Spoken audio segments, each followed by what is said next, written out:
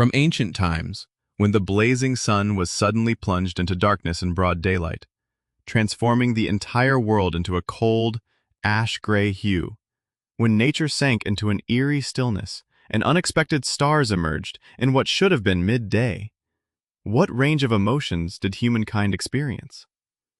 This was not merely a straightforward astronomical phenomenon as we understand it today. To our ancestors, it was a profound spiritual shockwave, a warning from the realm of gods, or sheer terror before the prospect of a collapsing universe. Amidst that sudden darkness, as the sunlight was swallowed by an invisible entity, a primal fear awakened humanity's rich imagination.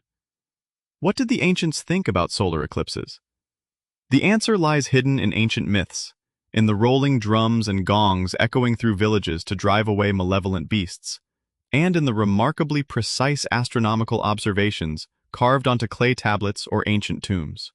Let us turn back the clock to an era before science shaped the world, to listen to how ancient civilizations interpreted one of nature's most awe-inspiring and terrifying spectacles. Imagine standing in the middle of a vast meadow thousands of years ago. The sun is bathing the earth in warm rays when suddenly a corner of its bright disk is clipped away, as if a giant bite has been taken out of the sky. Darkness spreads, the temperature plummets, and the air settles into a haunting chill. For the Vikings of northern Europe, this was no random occurrence. It was doomsday knocking at the door. In Norse mythology, a solar eclipse happens when one of two giant wolves, Skoll or Hati, catches up and devours the sun in their eternal chase through the cosmos. People back then believed that if they did not intervene, the world would be permanently plunged into darkness and freezing ice. Consequently, villagers would scream at the top of their lungs, beat drums, and clash gongs, creating a deafening racket to terrify the wolf and force it to spit the sun back out. Miraculously, after a few terrifying minutes, the light always returned. To them, their cries and rituals were the salvation of mankind, the very reason the universe kept turning. Shifting eastward, ancient Chinese culture viewed solar eclipses through the lens of heavenly mandate and supreme authority. For the imperial court of ancient China, an eclipse was not just a natural event, but a critical political omen, a direct reprimand from heaven directed at the reigning emperor. The ancient Chinese believed the sun symbolized the son of heaven, and an eclipse occurred when a demon, often depicted as a giant three-legged toad or a celestial dragon, was swallowing the sun. Historical texts record that when an eclipse struck, the ruler had to immediately fast, don plain garments, and perform a ritual of rescue known as judi. The court would beat drums, shoot arrows toward the sky, and carry out sacrificial rites to drive the monster away. Moreover, the emperor was forced to introspect, issuing edicts acknowledging his own flaws, poor governance, or any injustice that might have provoked heaven's wrath. In short, a solar eclipse in ancient China acted as a supreme spiritual tribunal, where the Son of Heaven's legitimacy was placed on trial before gods and subjects alike. Equally dramatic is Hindu mythology in ancient India, where a solar eclipse tells the story of an endless war between gods and demons, intertwined with two entities named Rahu and Ketu. Legend has it that during the distribution of Amrita, the radiant nectar of immortality granting eternal life, a demon named Rahu infiltrated the ranks of the gods to steal a sip. The sun god, Surya, and the moon god, Chandra, discovered this deception and alerted Lord Vishnu. Just as the nectar touched his throat, Vishnu hurled his celestial discus and decapitated Rahu. Yet, having tasted the nectar, Rahu's head did not perish. Instead, it became an immortal entity wandering the heavens. Harboring an unshakable grudge against the sun and moon, Rahu's head periodically chases and swallows the two deities for vengeance. But lacking a torso, the sun and moon simply slip right through Rahu's severed throat and emerge back out. This is how the Hindus explained why eclipses are short-lived before coming to an end. To them, an eclipse was a defiled moment when darkness overshadowed divine light, prompting people to avoid eating and to bathe in purification rituals afterward to wash away bad fortune. Yet not every civilization sank into destructive terror. Among the ancient Maya of Central America, some of history's most brilliant astronomers, solar eclipses were perceived through the framework of cosmic balance and the interaction between divine forces. Possessing an extraordinarily precise calendar system, the Maya were not only unafraid of eclipses, but they could calculate their occurrence centuries in advance. However, predictability did not mean triviality. For the Maya, an eclipse signaled that the sun was under attack or gravely ill, serving as a sign that the fragile balance between light and darkness, order and chaos, was threatened. They believed that without proper sacrificial rituals, the gods would abandon the world. Maya princes and priests routinely performed bloodletting rituals to appease the deities, ensuring that light would triumph and the cycle of time would continue.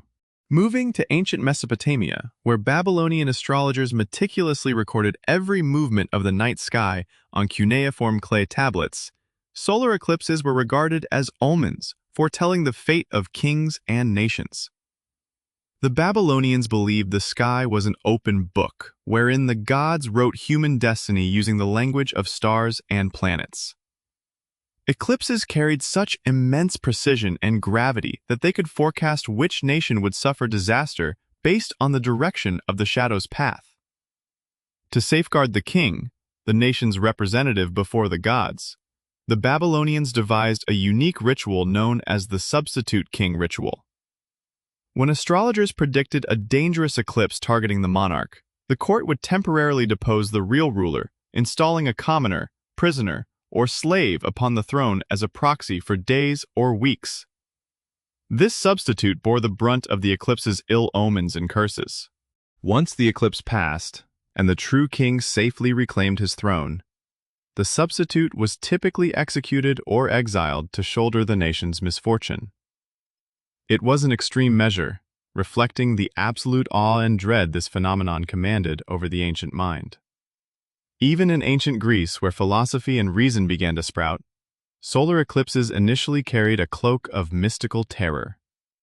In Homer's epic The Odyssey, a prophecy of doomsday is described with the chilling image, "The sun has vanished from the sky, and an evil mist shrouds the world." Ancient Greeks believed eclipses were signs of divine wrath, moments when Zeus shrouded the light to express displeasure at human wickedness, or warnings preceding war, plagues, and the downfall of tyrants. Yet it was from this very Greek cradle that the first sparks of science ignited to dispel the supernatural fog. In the 6th century BCE, the philosopher Thales of Miletus stunned the ancient world by accurately predicting a total solar eclipse that occurred in 585 BCE, right in the midst of a fierce battle between the Lydians and the Medes. When the sky suddenly went black amid clashing swords and spears, both armies were gripped with panic, threw down their weapons, and immediately declared a truce, believing the gods were commanding an end to the bloodshed. Thales achieved this not through magic, but through meticulous observation of celestial cycles, a historical milestone marking humanity's transition from explaining the world through myth to understanding it through science.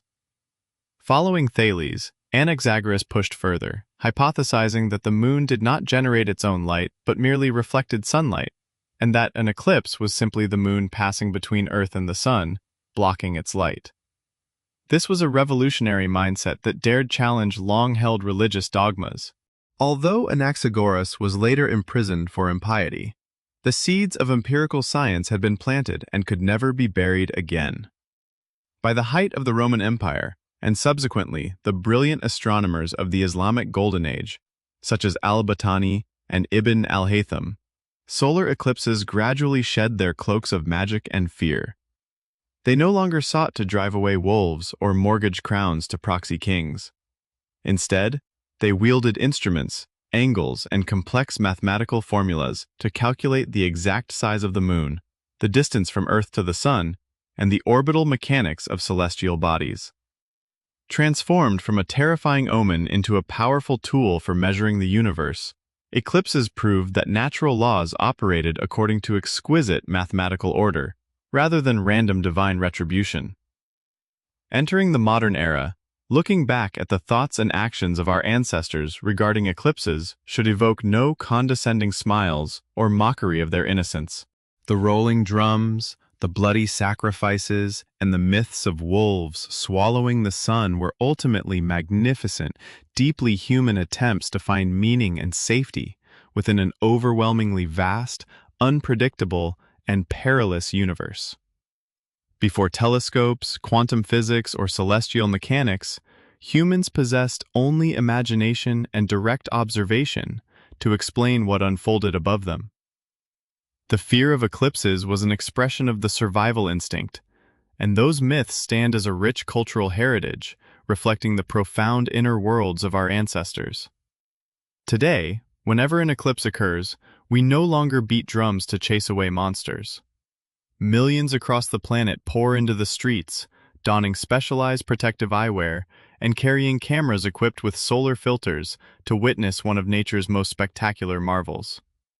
Science has thoroughly explained that it is merely a perfect alignment of three celestial bodies, Earth, Moon, and Sun, unfolding according to precise cosmic geometry.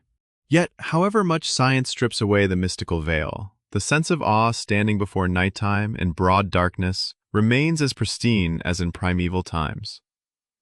When the moon's shadow sweeps across Earth's surface, when the blazing corona burns around the pitch-black disk in an ash-gray sky, and when stars suddenly emerge in midsummer, we, the modern humans of the 21st century, still feel an uncanny connection with our ancestors from millennia ago. In those fleeting minutes, all of us, standing beneath the light of science or the shadow of myth, share a unified wonder before the boundless grandeur and magic of the universe.